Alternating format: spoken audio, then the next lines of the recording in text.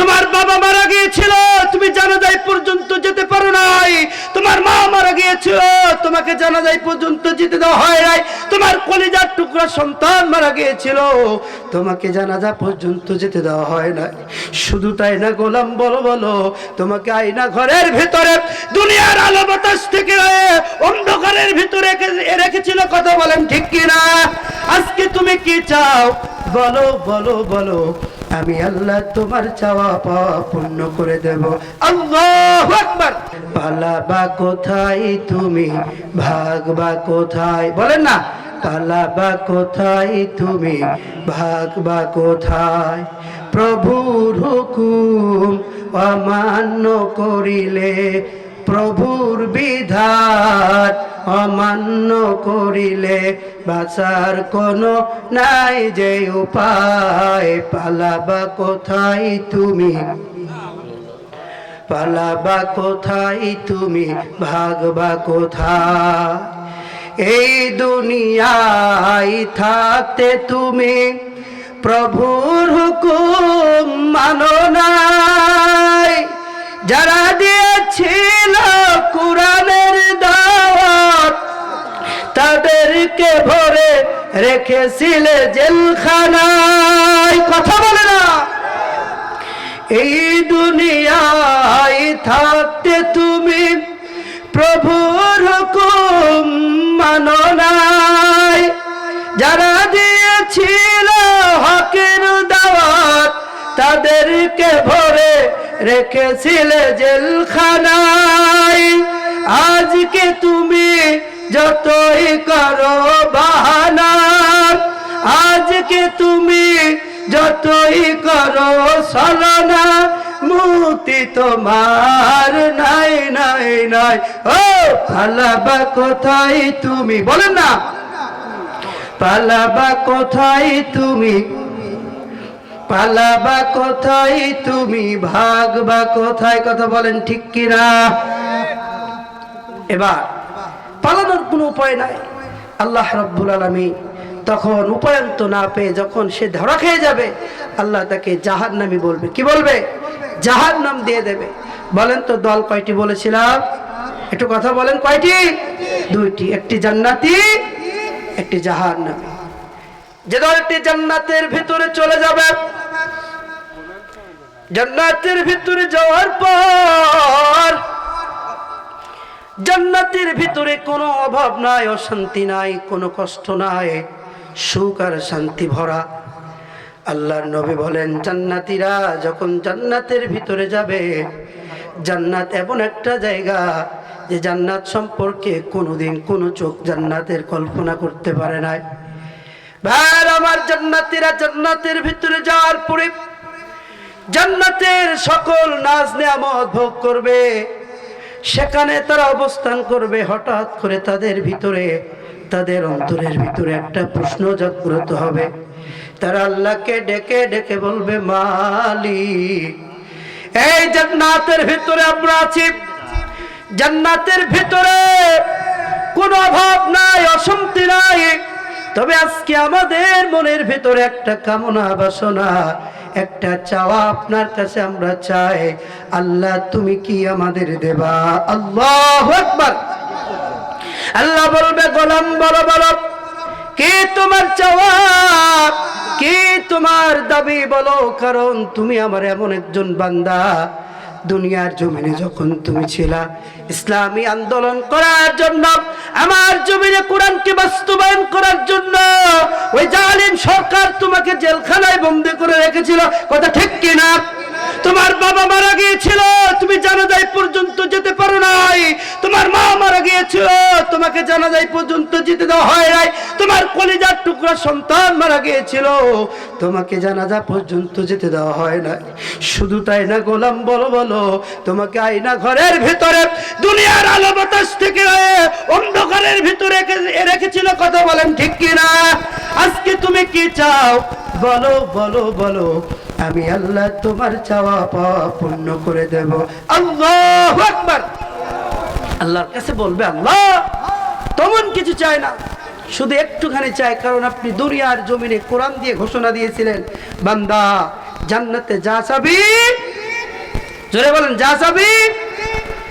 ওয়ালাকুম ফিহা মা তাশতাহি আনফুসুকুম ওয়ালাকুম ফিহা মা তাদউন।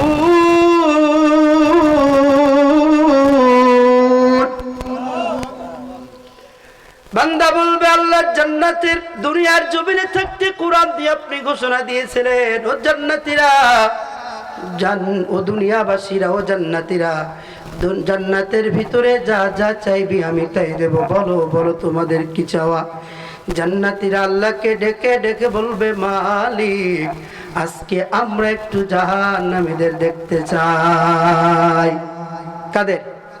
জাহান্নামীদের দেখতে চাই। আল্লাহ বলবেন, যাও যাও বান্দা, এই আরজি কবুল করে নিলাম। তুমি জাহান্নামীদের দেখতে চেয়েছো, আমি আল্লাহ আজকে তোমাকে জাহান্নামীদের দেখার সুযোগ করে দেব। বলেন আল্লাহু আকবার। ভাই আমার, এই দুনিয়ার জমিনে যদি আমার আপনজন অথবা আপনাদের আপনজন কেউ জেলখানায় থাকে, বলেন তো দেখার সুযোগ আছে না নাই? জোরে বলেন, দেখার সুযোগ আছে, কিন্তু পরিপূর্ণ সম্পূর্ণ দেখা যায় না। মাঝখানে একটা ওয়াল থাকে, বেড়া থাকে, কথা বলেন ঠিক কিনা? দেখার জন্য আপনাকে জেলার সাহেবের কাছে একটা অ্যাপ্লিকেশন লিখতে হয়, দরখাস্ত লিখতে হয়। পারমিট হওয়ার পর এবার আপনাকে দেখার সুযোগ করে দেওয়া হয়, কথোপকথন হয়, কিন্তু মাঝখানে কি থাকে বলেন তো? বেড়া থাকে, বেড়া। ভাইরা আমার, কিন্তু জান্নাতীদের ভিতরে আর জাহান্নামীদের ভিতরে যখন দেখা সাক্ষাৎ হবে, কোনো বেড়া থাকবে না, কোনো প্রাচীর থাকবে না, মাঝখানে যে ওয়ালটা থাকবে, আল্লাহ ওয়ালটা একদম সম্পূর্ণ উঠায়া দেবেন। আল্লাহু আকবার। এবার জান্নাতীরা জাহান্নামীদের দেখে ফেস চিনতে পারবে। আহারে, তুমি না আমার বন্ধু আব্দুর রহমান, তুমি না আব্দুল কুদ্দুস, তুমি না আমার সহকর্মী, তুমি না আমার সহপাঠী, তুমি না আমার প্রতিবেশী, তুমি না আমার কোয়ালিগ, একই সাথে দুনিয়ার জমিনে ছিলাম, ব্যবসা বাণিজ্য করেছি, আল্লাহ আজকে আমাকে জান্নাত দিয়েছে, তোমাকে কেন জাহান্নাম দিয়েছে?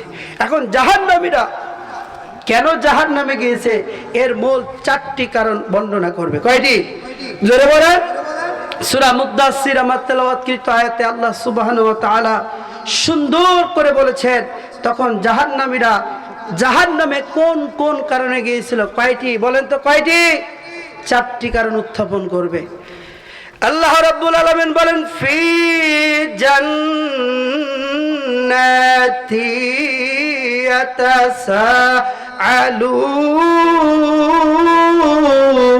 ইয়াতাসাআলুন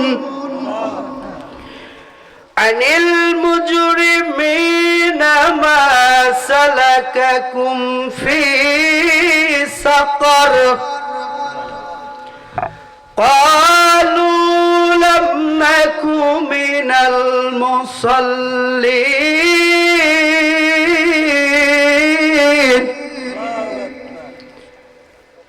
জাহান্নামীরা ডেকে ডেকে বলবে, ও জান্নাতীরা শোনো, এটা সালুন, জান্নাতীরা আর জাহান্নামীদের ভিতরে কথোপকথন হবে। জাহান্নামীরা জান্নাতীদেরকে ডেকে ডেকে বলবে, ও জান্নাতি ভাইরা শোনো, দুনিয়ার জমিনে একই সাথে ব্যবসা বাণিজ্য করেছি, একই সাথে চাষাবাদ করেছি, একই সাথে স্কুল কলেজ ইউনিভার্সিটিতে পড়েছি, একই সাথে ব্যবসা বাণিজ্য করেছি, একই সাথে চাকরি করেছি, একই সাথে খেলা করেছি, একই সাথে সমাজে বসবাস করেছি, কিন্তু যখন মুয়াজ্জিন আযান দিয়েছেন, সাথে সাথে তুমি মসজিদে চলে গেছো নামাজ আদায়ের জন্য। দুনিয়ার জমিনে তুমি মুসাল্লিন ছিলেন, মুসল্লি ছিলা আর নামাজি ছিলা, আর দুনিয়ার জমিনে আমি নামাজি ছিলাম না। কি ছিলাম না? নামাজি ছিলাম না। দুনিয়ার জমিনে তুমি নামাজকে প্রাধান্য দিয়েছো, প্রায়োরিটি দিয়েছো, নামাজ ছাড়ো নাই, আর আমি নামাজ পড়ি নাই। প্রিয় ভাইরা আমার, আজকে আমাদের সমাজে অধিকাংশ মানুষ নামাজি না বেনামাজি? কথা বলেন, নামাজি না বেনামাজি? বেনামাজি। যদি বলেন কেন? দেখেন আজকে আমরা মুসলমান ঘরে জন্মগ্রহণ করেছি, আমার বাবা মুসলমান, মা মুসলমান, আমার দাদা মুসলমান, দাদি মুসলমান, আমার নানা মুসলমান, নানি মুসলমান, এই সূত্রে আজকে মুসলিম দাবি করি। কথা বলেন ঠিক কিনা? কিন্তু মুসলমান ঘরে জন্মগ্রহণ করলে কি মুসলমান হওয়া যায়? জোরে বলেন, হওয়া যায়? মুসলিম হয় না জন্ম নিলে মুসলমানের ঘরে, কাফের মুমিন তফাটা হয় সালাতের উপরে, মানুষ সালাতের উপরে। মুসলিম হয় না জন্ম নিলে মুসলমানের ঘরে, কাফের মুমিন তফাটা হয় সালাতের উপরে, মানুষ সালাতের উপরে। মুসলিম হয় না জন্ম নিলে মুসলমানের ঘরে, কাফের মুমিন তফাটা হয় সালাতের উপরে। এই জীবনে সালাত জানো, এই জীবনে নামাজ জানো, না হয় তোমার কাজা। এমন তো হতে পারে তোমার জোহরে জানাজা। কথা ঠিক কিনা? এমন তো হতে পারে জোহরে জানাজা। কেমন করে ঘুমাও তুমি ও মানুষ,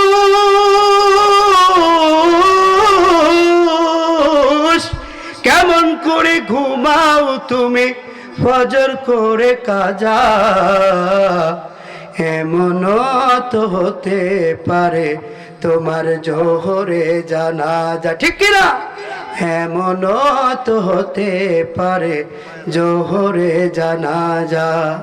বেনামাজির লাশ কবরে রাখিবে যখন, মাটির চাপাই বুকের পাজর ভাঙবে রে তখন, মানুষ ভাঙবে রে তখন।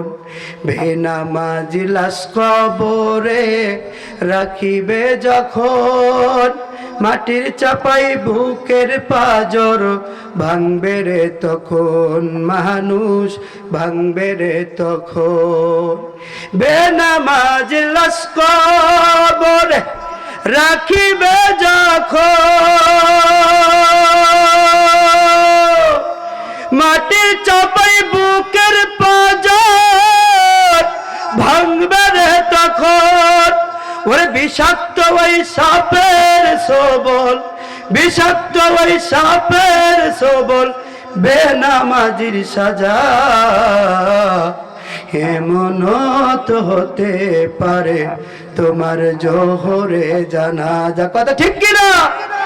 এমন তো হতে পারে জোহরে জানাজা।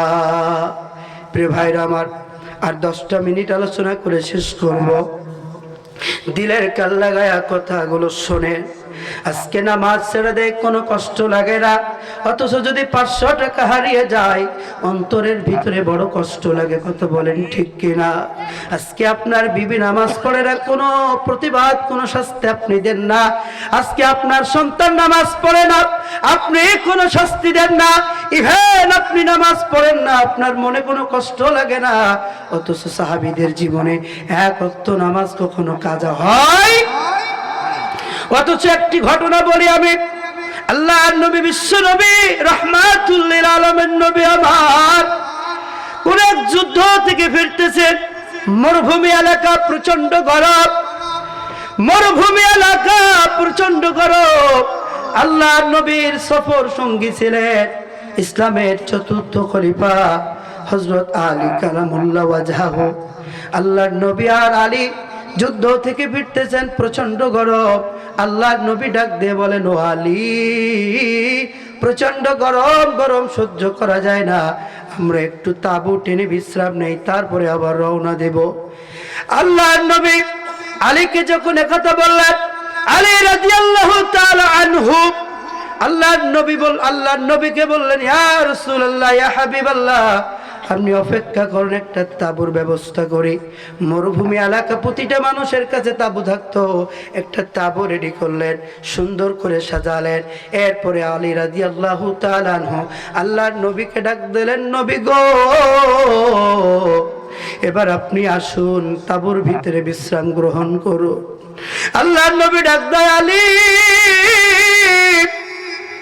হেঁটে হেঁটে বড় ক্লান্ত হয়ে গেছি, তুমি একটু বসো, তোমার উরুর ওপর মাথা রেখে আমি একটু বিশ্রাম নেই। আলী রাদিয়াল্লাহু তাআলা আনহু বলে, ইয়া রাসূলুল্লাহ, ইয়া হাবিবাল্লাহ, আপনি আমার উরুর উপর মাথা রাখবেন, আমার মতো সৌভাগ্যবান সাহাবী তো আর কেউ হতে পারে না, এটা আর অনুমতি দেওয়ার কি দরকার আছে? ইয়া রাসূলুল্লাহ, ইয়া হাবিবাল্লাহ, আমি বসতেছি, আপনি আমার উরুর উপর মাথা রেখে বসে যান। আল্লাহর নবী শুয়ে পড়েন। আল্লাহর নবী এবার হযরত আলী কালামুল্লাহ ওয়াজহুর উরুর উপর মাথা রেখে বিশ্রাম নিচ্ছেন। বলেন আল্লাহু আকবার। আল্লাহর নবী আলী রাদিয়াল্লাহু তাআলা আনহুর মাথার উপরে, উরুর উপরে মাথা রাখলেন, আর আলী রাদিয়াল্লাহু তাআলা আনহু তার দুইটি পবিত্র হাত দিয়ে আল্লাহর নবীর মাথার চুলগুলো মৃদু মৃদু টেনে দিচ্ছেন, ম্যাসেজ করে দিচ্ছেন, হাতগুলো টিপে দিচ্ছেন, পাগুলো টিপে দিচ্ছেন। দেওয়ার কারণে আল্লাহর নবী বড় আরাম পেয়ে গেলেন। আরাম পাওয়ার কারণে আল্লাহর নবী ঘুমায় গেলেন। আল্লাহু আকবার। আল্লাহ রাব্বুল আলামিন আমার নবীর ঘুমকে লম্বা করে দিলেন। এদিকে আসরের রক্ত হয়ে গেল, সূর্য ডুবু ডুবু ভাব। আসরের নামাজ আল্লাহ নবী পড়েন নাই, আলী রাদিয়াল্লাহু তাআলা আনহু নামাজ পড়েন নাই। আলী রাদিয়াল্লাহু তাআলা আনহু ভাবলেন, আল্লাহর নবী আরাম করতেছেন, আমার উরুর ওপর মাথা রেখে ঘুমাচ্ছেন, আল্লাহর নবীকে একটু ডাকি, এরপরে দুজনে একসাথে নামাজ পড়ি। আবার ভাবলেন, না না না, যে নবীর কারণে আমি আলী সোনার মানুষে পরিণত হয়েছি, যে নবীর কারণে আমি ইসলাম পেয়েছি, মুসলিম হয়েছি, যে নবী ঘুমাচ্ছে ওই নবীকে কেমন করে ডাকি? কারণ আমার নবীকে আমার আল্লাহ নাম ধরে ডাকে নাই, আমি আলী কিভাবে ডাকি? কারণ আমার নবীকে যখন আল্লাহ ডেকেছেন নাম ধরে ডাকে নাই, ডেকেছেন ইয়াসিন। যখন আমার নবীর ডাকার প্রয়োজন হয়েছে ডেকেছেন তোহা, যখনই ডাকার প্রয়োজন হয়েছে ডেকেছে ইয়া আইয়ুহাল মুদ্দাসির, যখনই ডাকার প্রয়োজন হয়েছে ডেকেছেন ইয়া আইয়ুহাল মুজাম্মিল। আল্লাহু আকবার। আমি আলী কিভাবে আমার নবীকে ডাকবো? দ্বিধা দ্বন্দ্বে পড়ে গেলেন। এক মন বলে ডাকি, আর এক মন বলে আল্লাহর নবীর কারণে ইসলাম পেয়েছি, ডাকলে বেয়াদবি হয়ে যাবে। কিন্তু ওদিকে তো সূর্য ডুবু ডুবু ভাব, আসরের নামাজ পড়ি নাই, আমিও পড়তে পারি নাই, আল্লাহর নবীও পড়তে পারেন নাই। বলেন তো আলীর নামাজ কি কাজা হয়েছে? কাজা হয় নাই, এখন ওয়াক্ত আছে, কিন্তু সূর্য ডুবু ডুবু ভাব। এই চিন্তায় চোখ দিয়ে দর দর করে পারি আল্লাহর নবীর চেহারা মুবারকে পড়লেন। বলেন আল্লাহু আকবার। সাথে সাথে আল্লাহর নবীর ঘুম ভেঙে যায়। আল্লাহর নবী ডাক দিয়ে বলে, ও আলী, কাঁদো কেন? কি হয়েছে? কোন শত্রু কি আক্রমণ করেছে? কোন দুশমনকে আক্রমণ করেছে? নাকি কোন হিংস্র প্রাণী আক্রমণ করেছে? কাঁদো কেন? ও আলী, কাঁদো কেন বলো? আলী রাদিয়াল্লাহু তাআলা আনহু বলে, ইয়া রাসূলুল্লাহ, ইয়া হাবিবাল্লাহ, আপনি একটু পশ্চিম আকাশের দিকে নজর করে দেখেন, সূর্য ডুবু ডুবু ভাব, আমি নামাজ পড়ি নাই, আপনিও নামাজ পড়েন নাই, এজন্য নামাজ ওয়াক্ত চলে যাচ্ছে, দিল তো মানে না, মন তো মানে না, এজন্য অজান্তে চোখ দিয়ে পানি চলে আসে। ও মুসলমান ভাইরা আমার, ও সিরাজগঞ্জের নলকার ভাইরা আমার, শোনেন, জীবনে কত ওয়াক্ত নামাজ কাজা হয়ে গেল, কত ওয়াক্ত নামাজ ঘুমিয়ে কাটলাম, কত ওয়াক্ত নামাজ ওই খেলার মাঠে চলে গেল, কোনোদিন দুঃখ তো দূরের কথা, কোনোদিন মনেও হয় নাই, কষ্ট লাগে নাই, কথা ঠিক কিনা? আলী রাদিয়াল্লাহু তাআলা আনহু চোখ দিয়ে যখন দরদর করে পানি নামলো, আল্লাহর নবী বলে, ও আলী, তুমি কি এখনো আমাকে চিনতে পারো নাই? তুমি কি মনে করেছো আমি কি অন্য নবীদের মতো? না না না, তুমি দেখো আল্লাহ আমাকে কি পাওয়ার দিয়েছেন।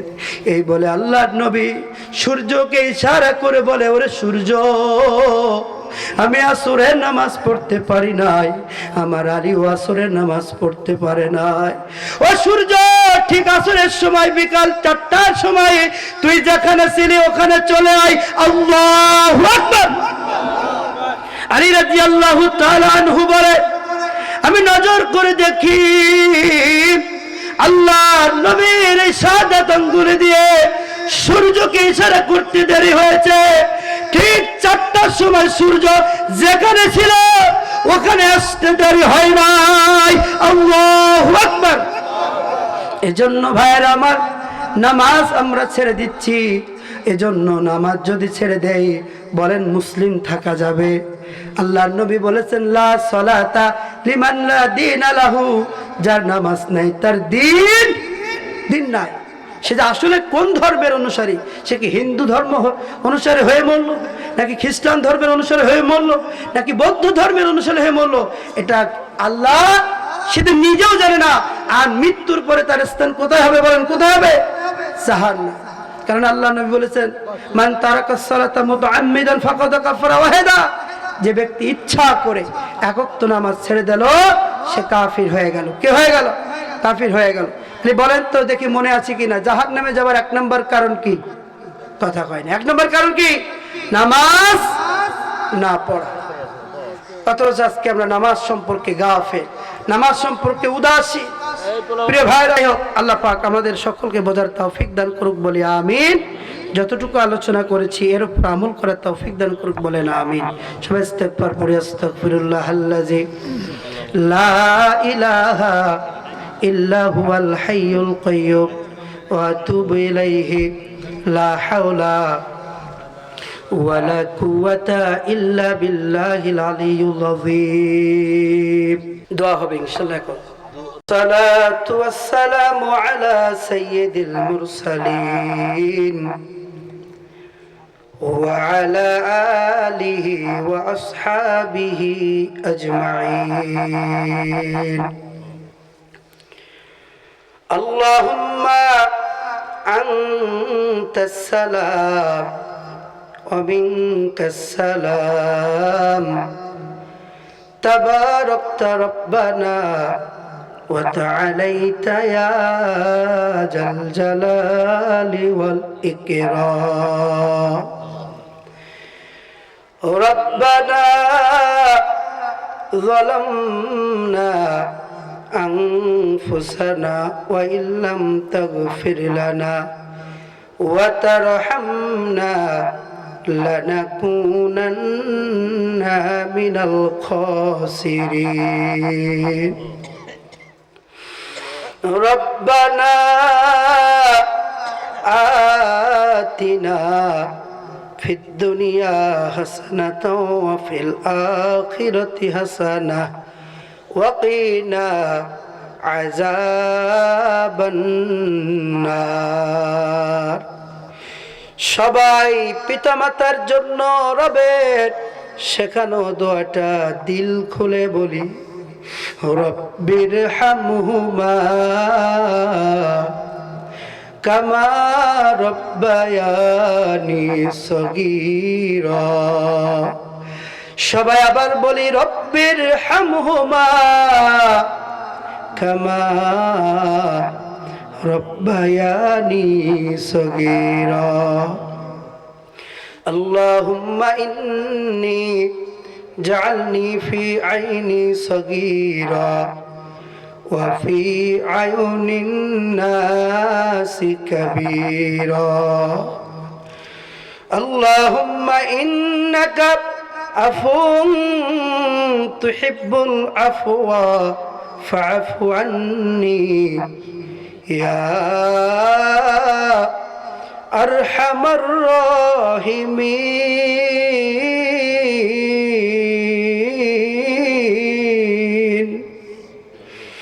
ইয়া আরহামার রাহিমিন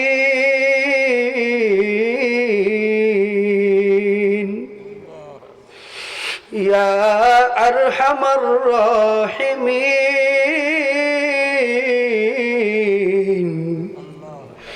মহিয়ান গরিয়া সর্বশক্তিমান ইয়া হাইয়ুন ইয়া কাইয়ুম ইয়া রহমান ইয়া রহিম ইয়া গফফার ইয়া সত্তার ইয়া আল্লাহ। সবাই জবানটা ছেড়ে একটু রবকে ডাকি, বলি ইয়া আল্লাহ, আর একটু মহাব্বত বলি ইয়া আল্লাহ। আমরা আপনার কতিপয় গুনাহগার বান্দা, সিরাজগঞ্জের নলকা গ্রাম থেকে দোকানা করে হাত উত্তোলন করলা। রব্বুল আলামিন রাত গভীর, আপনি আরশে আজিম থেকে তাকায়া ডাকে, আপনার পাগল বান্দাগুলো চোখের পানি ছেড়ে কান্দে আল্লাহ। রব্বুল আলামিন যতক্ষণ কুরআনুল কারীম থেকে হাদিস শরীফ থেকে আলোচনা করেছি, ভুল ত্রুটি ক্ষমা করিয়া আপনার আলিশান দরবারে কবুল মঞ্জুর করিয়া নে। আয় আল্লাহ তাআলা, খাস করে আপনার কাছে দরখাস্ত মালিক, যতক্ষণ আলোচনা করেছি এই আলোচনার বিনিময়ে যতটুকু হাদিয়া তৌফা আপনি দিয়েছেন, লক্ষ কোটি কোটি গুণে বাড়াইয়া সর্বপ্রথম সোনার মদিনায় নবী পাকের রওজায় পৌঁছা দেন আল্লাহ রব্বুল আলামিন। আমরা যারা আমিন আমিন বলতেছি, আমরা জেনে গুনাহ করেছি না জেনে গুনাহ করেছি, বুঝে গুনাহ করেছি না বুঝে গুনাহ করেছি, শিরকি বেদাতি গোপনে প্রকাশ্যে কত গুনাহ। আমাদের গুনার খবর আমাদের বাবা মা যদি জানতো, সন্তান হিসেবে পরিচয় দিত না। আমাদের গুনার খবর যদি আমাদের ভাইরা জানতো, হাঁটু ভাঙ্গার হুমকি দিত। আমাদের গুনার খবর আমাদের সন্তানেরা যদি জানতো, বাবা হিসেবে পরিচয় দিত না। আমাদের গুনার খবর যদি আমাদের বিবিরা জানতো, স্বামী হিসেবে পরিচয় দিত না। আমাদের গুনার খবর যদি আমাদের এলাকাবাসী জানতো, কুকুরের মতো দূর দূর করে গ্রাম থেকে বের করে দিত। অথচ কেউ জানে না, কেউ খবরও রাখে না। কিন্তু আমরা তো আপনার চক্ষুকে ফাঁকি দিতে পারি না। রব্বুল আলামিন, আপনি আমাদের গুনাহ যেমন গোপন রেখেছেন, কাল হাসরের ময়দানে গোপনে গোপনে আপনি আমাদের গুনাহগুলো মাফ করে দিয়েন আল্লাহ। হে আল্লাহ তাআলা, আমরা যারা আমিন আমিন বলতেছি, জানি না কার বাবা নাই, কার মা নাই, ওই অন্ধকার কবরে মালিক, ওই অন্ধকার কবর থেকে বাবা মা সন্তানকে ডেকে ডেকে বলে, ওরে সন্তান, আমাকে ভুলে গেলি, বিবি নিয়ে বাচ্চা নিয়ে আরামের ঘুম ঘুমাও, আমার রেখে যাওয়া সম্পদ তুমি ভোগ করো, অথচ আমার জন্য কি একটু দোয়া করতে মনে চাই না? রব্বুল আলামিন জানেন কে বাবারা মা হারায়াতি,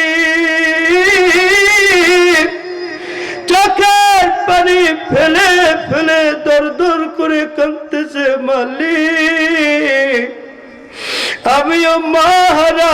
আল্লাহ, আজকে এই মাহফিল থেকে আপনার কাছে বলে যাই, যাদের আব্বা আম্মা অন্ধকার কবরে, তাদের জীবনের গুনাহগুলো মাফ করিয়া দেন রব্বুল আলামিন। তাদের সংকীর্ণ কবরখানা প্রশস্ত করিয়া দেন, তাদের কবরে জান্নাতুল ফিরদাউসের সাথে যোগাযোগ করিয়া দেন আল্লাহ রব্বুল আলামিন। আমাদের যাদের পিতামাতা বেঁচে আছে সুখে রাখেন, শান্তিতে রাখেন, ইমানের হালাতে রাখেন।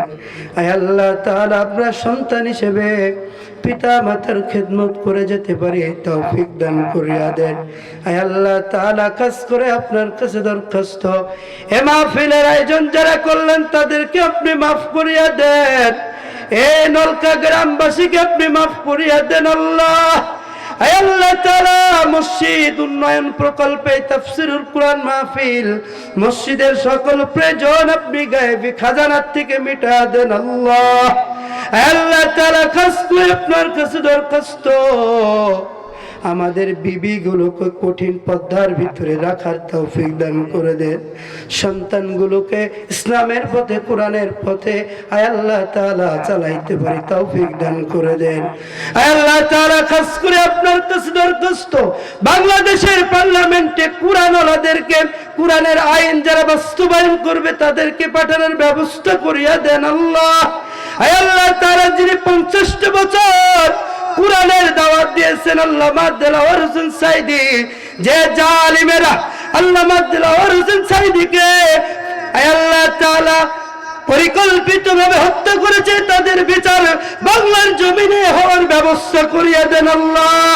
আয় আল্লাহ তাআলা, খাস করে আপনার কাছে দরখাস্ত, আয় আল্লাহ তাআলা, এই বাংলার জমিনকে কোরআনের জন্য কবুল করে আনেন রব্বুল আলামিন। যেদিন আয় আল্লাহ তাআলা হাসরের মাঠ কায়েম হয়ে যাবে, সন্তান বাবাকে চিনবে না, বাবা সন্তানকে চিনবে না, বিবি স্ত্রী স্বামীকে চিনবে না, স্বামী স্ত্রীকে চিনবে না, একে অপরকে দেখে পলায়ন করবে।